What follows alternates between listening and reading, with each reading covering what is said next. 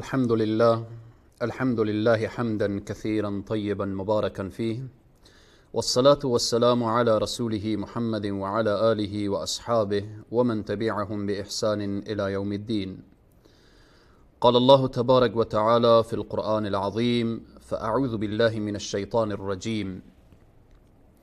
يا أيها الذين آمنوا إذا قيل لكم تفسحوا في المجالس فافسحوا يفسح الله لكم، وإذا قيل انشزوا فانشزوا يرفع الله الذين آمنوا منكم والذين أوتوا العلم درجات والله بما تعملون خبیر.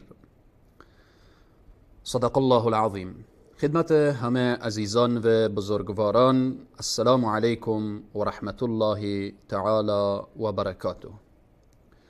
موضوع این حلقه ما و این برنامه پیرامون آداب مجالس هست که در یک مجلس، در یک محفل، در یک جای یک برادر مسلمان یا یک شخص می نشینه، چگونه بنشیند و چگونه حرف بزند و آداب محفل چیست که یک انسان مسلمان باید رعایت کنه. پیرامون آداب مجالس هست بحث ما. از جمله آداب مجالس اینه که اختیار کردن جای مناسب. انسان وقتی که در یک جای جلسه میگیره، محفل میگیره یا مینشینه، وقتی جلسه میگیم، مجلس میگیم، از 2 نفر که در یک جا مینشینن تا 100 نفر تا بیشتر کمتر و بالاخره این را مجلس میگن، یعنی نشستن، جای نشستن. رسول اکرم صلی الله علیه و سلم میفرمایند: ایاکم والجلوس علی الطرقات.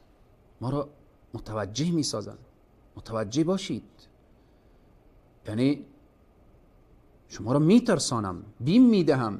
یعنی این کار شما کار خوبی نیست که شما جلسه داشته باشید و نشست داشته باشید بر سر راه ها.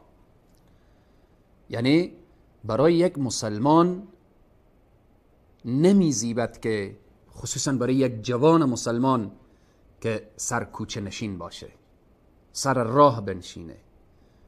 که امروزه متاسفانه در بعضی از مناطق دیده میشه جوانهای سر کوچه وسط راه و بالاخره نشسته هستن. از آنجا اگر کسی تیر میشه، خصوصا دختر مسلمان تیر بشه، او را شروع کنن به آزار، به اذیت و به اینها. خود نشستن سر راه از ادب به دور هست. با چی برسه که او آزاری داشته باشه، اذیتی داشته باشه در عقب خود. به اینه که رسول اکرم صلی الله علیه و سلم میفرماید: ایاکم والجلوس علی الطرقات. خیلی مسئله مهمیه. رسول صلی الله علیه و سلم بیم میدن، میترسانن. متوجه باشید شما از نشستن بر سر راهها و در وسط راهها و اینها. پس اختیار کردن جای مناسب از جمله آداب محفل و مجلس و نشستن و اینهاست. دوم، سلام نمودن وقت دخول و خروج از محفل و مجلس. به یک محفل داخل میشیم، به یک مجلس داخل میشیم، در یک خانه چند نفر نشسته هستن داخل میشیم. از جمله آداب اینه که میگیم السلام علیکم و رحمت الله و برکاته. وقتی که از محفل و مجلس هم بیرون میشیم و خارج میشیم، بازم اشخاصی که پیش روی ما هستن، کنار ما هستن، باز هم میگیم السلام علیکم و رحمت الله و برکاته. از جمله آداب مجالس اینه که نشستن تا اخیر محفل و مجلس، به شرطی که آن محفل و مجلس مفید باشه. یعنی محفل را در وسط رها نکنید. اگر محفل علمی بود، محفل که استفاده می شد، تا اخیر محفل بنشینید. یعنی رها کردن محفل که یک محفل علمی بود، یک محفل ذکر بود، یک محفل اسلامی بود، این از ادب به دور هست. انسان باید تا اخیر محفل بنشینه. بازم تذکر میدم به شرطی که محفلی بود که استفاده می شد. چهارم، جلسه و یا محفل باید موافق به شریعت باشه. وقتی کسی محفلی میگیره، جلسه‌ای میگیره، از جمله آداب محفل و مجلس اینه که وقتی تو برادر مسلمان رو دعوت میکنی، خواهر مسلمان رو دعوت میکنی، در اون محفل گناه باشه، معصیت باشه، تو خواهر مسلمان به گناه و معصیت دعوت کردی یا به محفل دعوت کردی؟ مثلا مثال بیان میکنم، عروسی های امروزی شخص رو دعوت میکنن به عروسی، شخص به عنوان این که این عروسی هست، نان ولیمه هست، این عروسی یک سنت هست، مردم میآیند در اینجا غذا میخورن، اما وقتی شخص میره در اونجا میبینه گناه هست، معصیت هست. پس واقعا کسی که محفل داره، محفلش اگر گناه و معصیت بود، این دیگه نمیشه که بگیم انسان با ادبیه، انسان مؤدبیه. پس باید انسان آداب محافل و مجالس رعایت بکنه.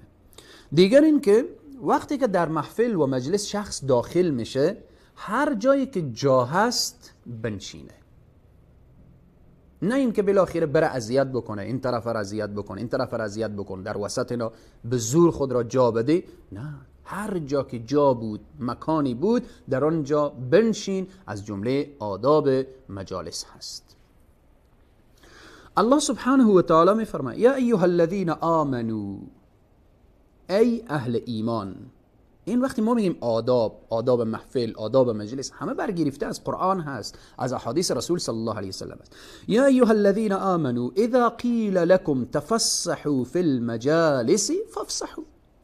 ای اهل ایمان، وقتی کسی برای شما گفت که، وقتی گفته شد برای شما که راه را باز کنید، تا اندازه جا بدهید، شما جا بدهید.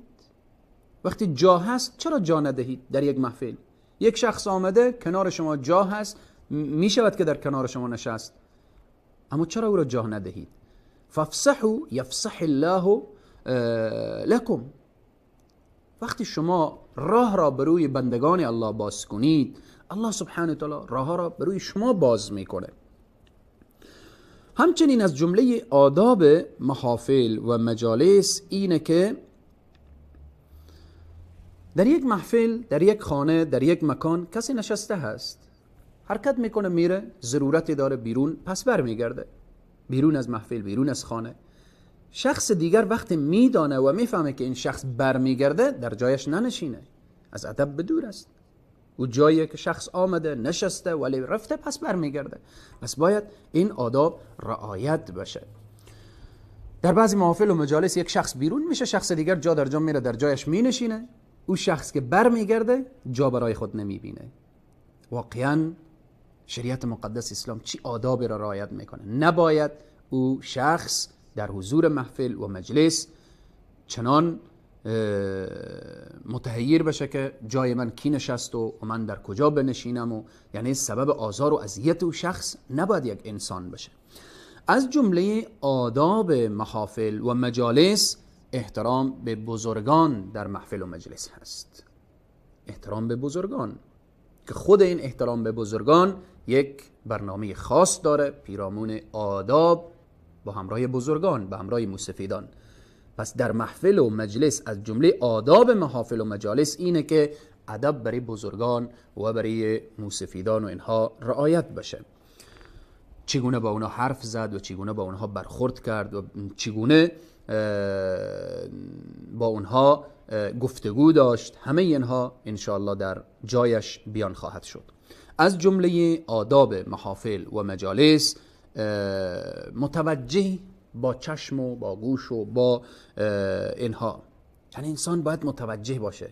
در محفل و مجلس وقتی کسی حرف میزنه گوش کن، وقتی تو حرف میزنی متوجه حرفای خود باش. از جمله آداب محافل و مجالس اینه که وقتی در خانه یک برادر مسلمان رفتید دیگه تجسس نکن، این خانه کیست، کجا، بالاخره کی می نشینه، چگونه هست و به چی طریق، تجسس نداشته باش. از جمله آداب محافل و مجالس هست. زیاد نگاه نکن این طرف و آن طرف را، از جمله آداب هست. به اینه که رسول اکرم صلی الله علیه و سلم، شریعت مقدس اسلام در این راستا ما را متوجه می سازن. قرآن عظیم الشان می فرماید ولا تجسسوا. انسان تجسس نداشته باشه که در چیزی که برایش ارتباط نداره لازم نیست که او تجسس کنه و بیای دنبال عیب یک مسلمان، عیب خانه مسلمان، عیب محفل مجلس مسلمان، اینها همه شریعت مقدس اسلام ممنوع قرار داده. از جمله آداب محافل و مجالس اینه که در محفل و مجلس وقتی که رفتید در اونجا دیگه بعضی انسان ها چنان غضبناک و چنان عصبانی نشسته هستند که گویا که هیچ با این محفل و مجلس یا موافقت نداشتن یا با صاحب محفل و مجلس گویا که خدای نخواسته دعوا دارن. خیر، در محفل و مجلس وقتی رفتید تبسم داشته باش، خوشحال باش. وقتی محفل شادی هست، باز عکس از جمله آداب، وقتی در محفل غم و اندوه رفتید اونجا دیگه جای شادی و خنده نیست. هر مکان و هر زمان از خود تقاضاهای داره، باید که اینها را یک انسان مؤمن و مسلمان باید بفهمه و بدانه. وقتی به محفل مصیبت رفتید تبسم و خنده نداشته باش، وقتی به محفل شادی و سرور رفتید تبسم و خنده داشته باش. این از جمله آداب محافل و مجالس. از جمله آداب محافل و مجالس اینه که در محافل و مجالس زیاد خنده نباشه، زیاد مزاح نباشه. خود خنده زیاد، خود مزاح زیاد، یعنی به اصطلاح امروزی یعنی شوخی های عجیب و غریب، اینها از شأن انسان میکاهد، از شأن انسان کاسته میشه.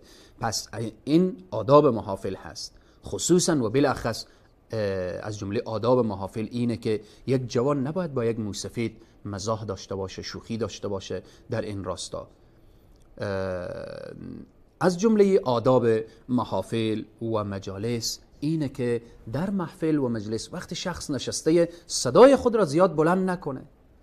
بعضی انسان ها چنان حرف میزنن که کل او خانه و یا او محفل و مجلسی که در اونجا نشسته هستن شاید از اثر صدای اذیت بشن، از اثر زیاد حرف زدن اذیت بشن. پس به اینه که آداب محافل و مجالس باید رعایت بشه.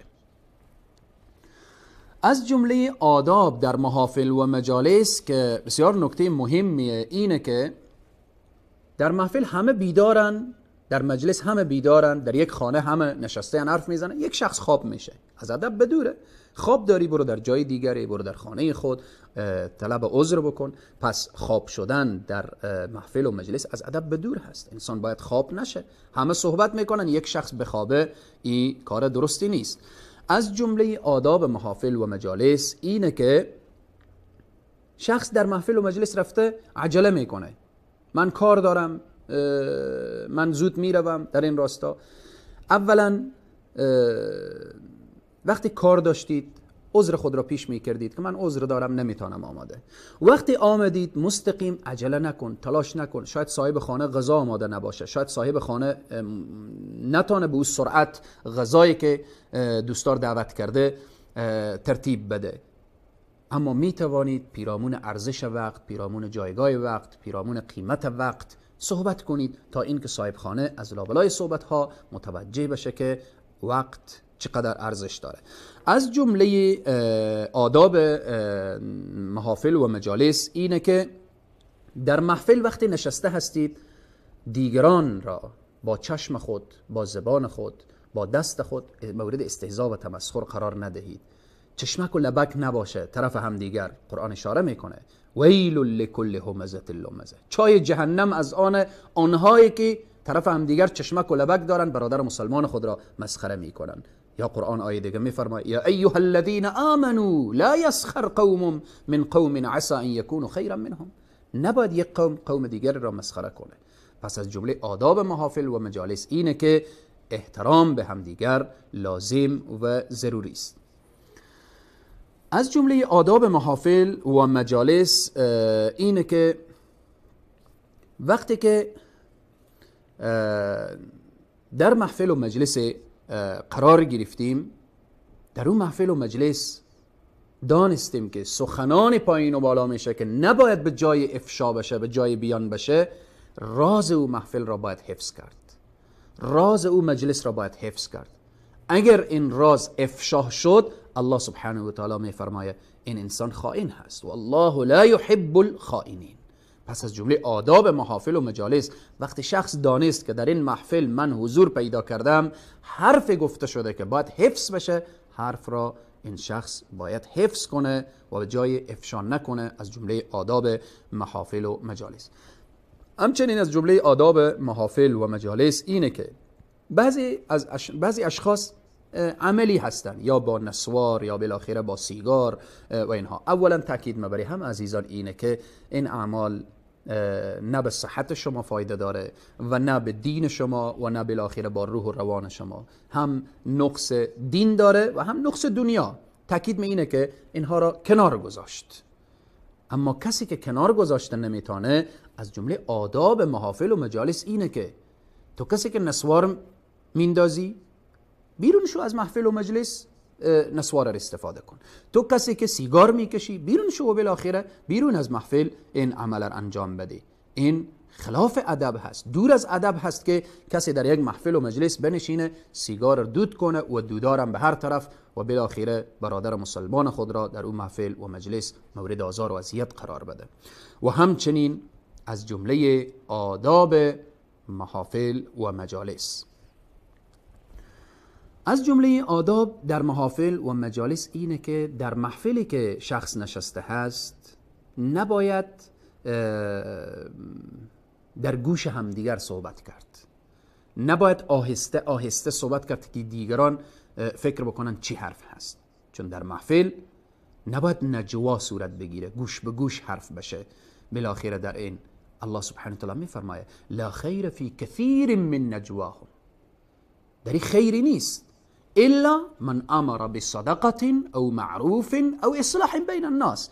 اگر این به اصطلاح گوش گوشک یا گوش به گوش، این نجوا اگر در او امری بود که صدقه بود، الا من امر بصدقه او معروف، یا به خاطر امر معروف بود یا به خاطر کار شایسته انجام میگرفت، او اصلاح بین الناس، یا به خاطر اصلاح بین دو قوم، دو همسایه، دو شخص، دو فرد، دو خانواده صحبت میشد، مشکلی نداره. پس اگر پیرامون صدقه و پیرامون یک کار معروف و پیرامون اصلاح بین الناس نبود، باید از این انسان خودداری بکنه. در بعضی از محافل و مجالس میبینیم دو نفر کنار هم دیگر نشسته اند، آهسته آهسته با هم حرف میزنن که کل محفل تشویش میشن که اینها چی میگن و چی خواهد گفتن. الله سبحانه و تعالی بر ما توفیق بده تا اینکه آداب محافل و مجالس رعایت داشته باشیم. خداوند همه ما را در تمام امور دین مؤدب داشته باشه. تا برنامه بعد همه شما عزیزان و بزرگواران را به خداوند کریم و رحیم می سپارم. و السلام علیکم و رحمت الله تعالی و برکاته.